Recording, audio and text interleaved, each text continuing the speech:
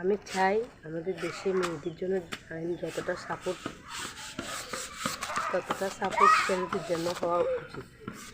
কারণ আমরা মেয়েরা বা প্রত্যেকটা মায়েরা যদি ঠিক থাকে, সঠিক থাকে, তাহলে দেশে কখনো অমঙ্গল ঘটে না। দেশে এসব কুকার্য কখনো ঘটতে পারে না। তাই আমাদের আগে প্রত্যেকটা নারীকে, প্রত্যেকটা মেয়েকে ঠিক থাকতে হবে। ঠিক আছে, আমরা সবাই আইনকে শ্রদ্ধা করি, আইন মেনে চলার চেষ্টা করি। কিন্তু এই যে উদয়পুরে রাহুল ভাইটাকে এভাবে বিনা দোষে শাস্তি পেতে হচ্ছে, সত্যি আমার খুব খারাপ লাগছে। কারণ আমারও তো ভাই আছে, আমাদেরও তো ভাই আছে, তোমাদেরও ভাই আছে। এরকম ঘটনা তোমাদের যে কারোর সাথে ঘটতে পারে।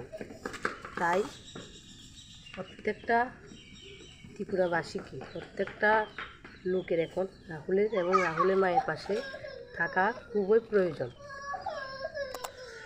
নিজের জন্য তো অনেক কিছুই করি আমরা, নিজের জন্য প্রতিদিন ভিডিও বানাই।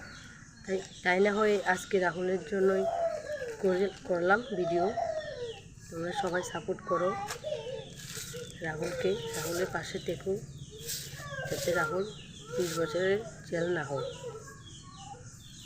শাস্তি যাতে কম পায়, তাকে যাতে জেল থেকে ছাড়িয়ে দেওয়া হয়।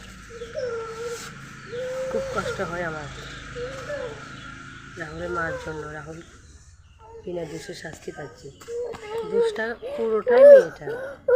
রাহুলকে কেন শাস্তি পেতে পারছে? কি রে বাবা?